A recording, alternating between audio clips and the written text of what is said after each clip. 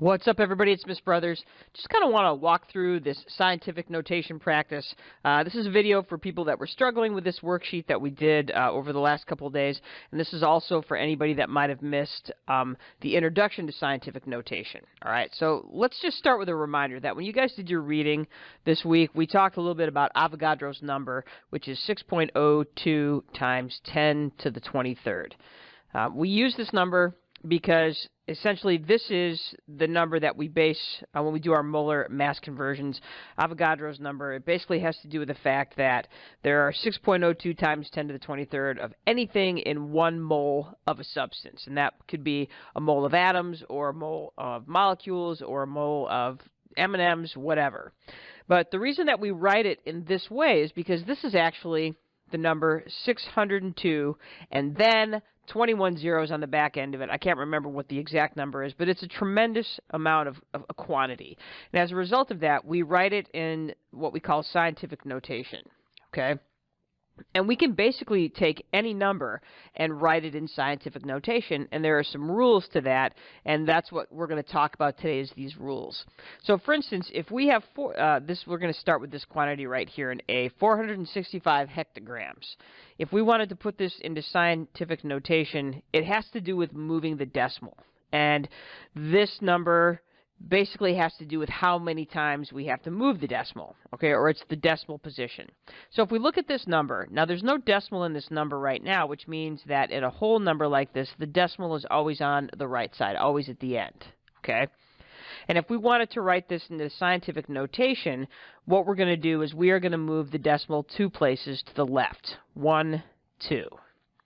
Now the reason we're going to move it, and so what that makes our number 4.65, and because we moved this number 2 places to the left, 1, 2, it becomes times 10 to the second. All right. Now let's talk about a few things first. The first question that you might have is, why did I put the decimal right there? I could have moved the decimal in between the 6 and the 5. I could have moved the decimal over here. Why here? Because whatever quantity you end with, so this number right here, this number has to be greater than 1 but less than 10. So we know that when we move the decimal, if we move the decimal here, that gives us 46.5. That is not less than 10.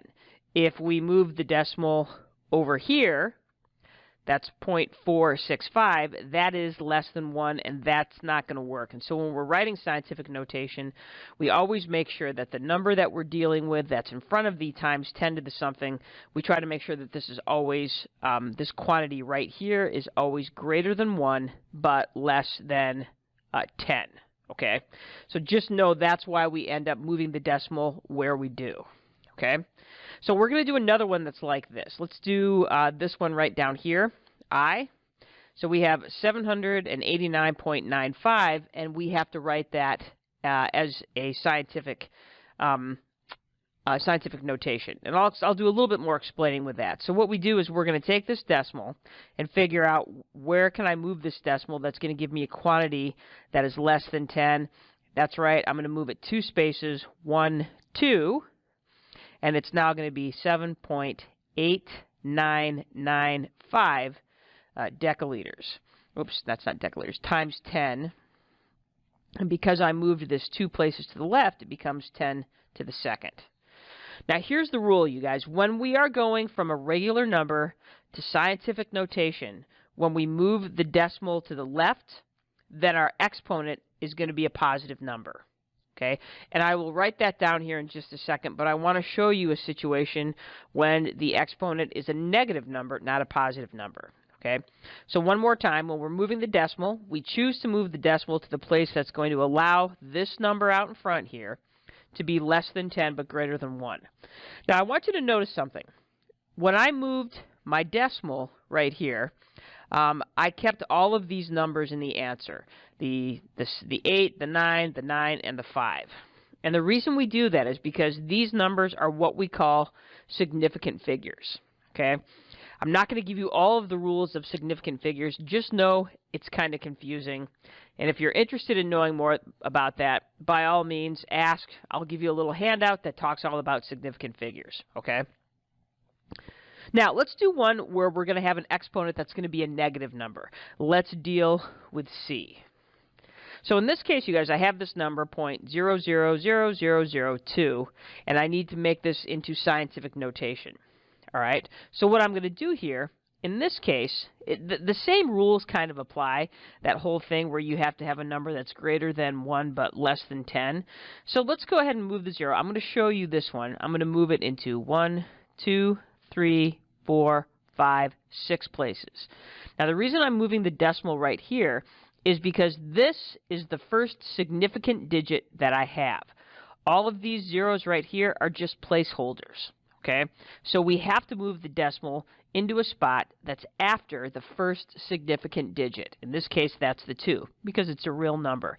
So we know that this is going to be 2 times something, and specifically because we moved this to the right, it's going to be 1, 2, 3, 1, 2, 3, 4, 5, 6. So this becomes 2 times 10 to the negative 6th. And the reason it's to the negative 6 is because I had to move my decimal to the right. Now, in a case like this, you guys, where I'm going from a regular number to scientific notation, so if I'm going from regular, otherwise known as standard,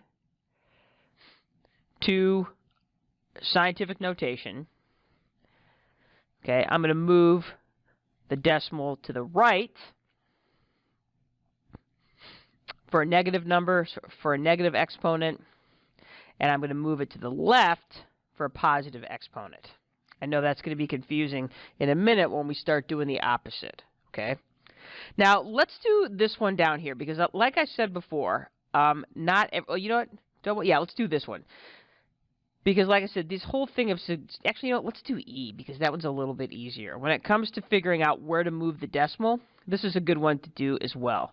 So in this case, I'm going to move my decimal 1, 2, 3, 4, 5. Now what I've done is I've moved my decimal between these two 3s. And the reason I did that is because, like I said before, I have to move my decimal, okay, to the place where I get to my first significant figure. These digits right here, all of these zeros are insignificant, meaning that they are simply holding the place. My first significant digit is this 3 right here. And that same rule applies, you guys. Like, if I put my digit here, if I was ignoring all of these other zeros, this number would be greater than 1. 3.3 is greater than 1 and less than 10. So I'm going to put 3.3 times, and because I'm moving my decimal to the right, it means I know my exponent's going to be negative. So it's going to be negative 1, 2, 3, 4, 5, 6. So this is 3.3 times, was it 5 or 6? I'm sorry, I think I counted that wrong. 1, 2, 3, 4, it is 5. 10 to the negative 5. Okay? And again, you guys remember, these, whenever we have a decimal like this, and then we have a bunch of zeros filling it in, the first significant digit we come to is the first real number. Okay? And in this case, because I have 2 of these numbers, again, I have to put that decimal in between these 2 numbers so that this number right here becomes something greater than 1 but less than 10. All right, we can do the same thing with this one. Let's go ahead and try that. So again, I know I'm going to be times 10 to the something, so I'm just going to fill that in now. Now, if we're looking at this, you guys, you know right now that my decimal is going to go right here between the 2 and the 3. It's going to go past the 2 because that's my first significant digit, and it's going to go between these 2 because if I were to take this whole number right here, 236 is much greater than 10, but if I move the decimal between the 2 and the 3, then that's going to work. Now, the other thing I want to make you familiar with is that this 6 is also significant, so it has to end up in the answer. So this is going to be 2.36 times 10. Now, I'm going to be moving my decimal to the right, which means I don't know what my number is yet, because I got to count it out, but it's going to be a negative exponent. So if I count it out, it's going to be 1, 2, 3, 4, 5, 6, 7, 8, 9, 10, 11, 12. 10 to the negative 12 is my exponent. All right, let's go over here and let's do this one right here. We're doing J. Let's do that one next. So if I look at this, again, you guys, because I just like to get all this stuff set up ahead of time. Now, you might be saying to yourself, well, this is the first significant digit, so I know my decimal is going to go right here. And then you might be asking yourself, well, what do I do with this 0? Because aren't zeros insignificant?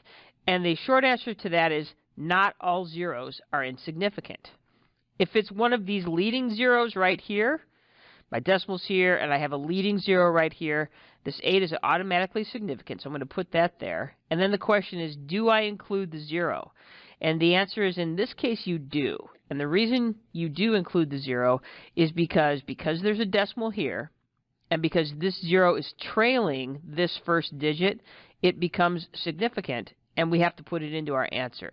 So this becomes 8.0 times 10 to the negative 1, 2, 3, 4, 5, 6, 7, 10 to the negative 7, and it's the negative 7 because we had to move this to the right. Okay? So that's how you work that. Again, we're dealing with significant or insignificant numbers. Now, if we look at this problem right here, all of these zeros right here, there's no decimals in this answer right now. And just understand that because of that, all of these zeros are technically insignificant. So just know that when we do this now, your decimal, of course, is implied, and it's right there. But these will all be considered trailing zeros. So they're not going to be part of our answer. What our answer is going to be is if we put our decimal right there. So this is going to be 3.36 times 10 to the what? Well, if my implied decimal is right there, we know I'm going to be moving it 1, 2, 3, 4, 5, 6, 7, 8, 9, 10, 11. 10 to the 11th power. So you guys notice I'm not writing 3.360000000000 in my answer because these zeros are not considered significant, so they don't go into my final answer. Okay? Same with this one right here. These 3 zeros right here are insignificant. Okay? So when I'm moving my decimal, this 0 technically is significant. No, I take that back. That's not. That 0 is considered. Yeah, this is considered a trailing 0. So no, we wouldn't put this 0 in either. So this is going to be 2.3 times 10 to the 1, 2, 3, 4, 5. Sorry, I hope I didn't confuse him on that one. Okay, so now let's do this one down here where we are going the other way. So in this one, we were going from standard numbers and going to scientific notation. Now what we're doing here, these are all in standard, these are all in scientific notation, and we have to go back to standard notation. And just so you know, remember these rules that we wrote up here? They're going to be just the opposite for what we're doing in section 2 right here. So that can be a little bit confusing. So it's one of those things where you just have to really remember, you know, how to manipulate that. So if we've got 2.44, okay, we have a positive exponent. And if we want to get this into standard notation, what happens is we have a positive exponent. So in this case, it means a positive exponent equals move our decimal to the right. Okay. If we have a negative exponent and we're trying to get from scientific to standard, equals we have to move our decimal to the left. Okay. And we're simply going to move our decimal as many places as the exponent tells us. And because this is a positive exponent, we're going to move this decimal right here to the right. So this is 2.44 times 10 to the second, which means I'm going to move this 1, 2, which means my standard notation is 244. And if I'm making sure to put my unit in there, it's meters. Now this one is 10 to the negative 4. So that means I'm going to have to move my decimal 4 places to the left. Because if I have a negative exponent, it means I have to move my decimal to the left. So let's do that. So there's 1, 2, 3, 4. Now remember, you guys, I made these cute little hammocks out here, and the hammocks mean it's going to hold a 0. So then my answer is going to be 0.000321, and that's going to be, I think it's decagrams on that one. I don't use that abbreviation, so, you know, I'm the worst. All right, so this one, 1.99 times 10 to the negative 3. Which means I've got a negative exponent, and according to my little notes up here, negative exponent means I'm going to move my decimal to the left. So let's do that. 1, 2, 3. It's a -3, so I'm moving it 3 spaces, so I'm going to fill my little hammocks here with zeros, and that makes this point 0.00199 HM, otherwise known as hectometers. Okay, so you're kind of getting the hang of this. Just remember, the hard part to remember is that what's happening when you're going from scientific to standard notation is kind of the opposite of what you're doing when you're going from standard to scientific notation. That's the tricky part. And I think, yeah, just know that if you have questions, let me know. Sorry, I hope I did a good job explaining that. I think I was a little bit all over the place in this video. But hopefully that is helpful to you, and hopefully it helps you better understand what Avogadro's number means in terms of those meanings, which can be a little bit confusing. All right, guys, well done. If you have any questions, let me know.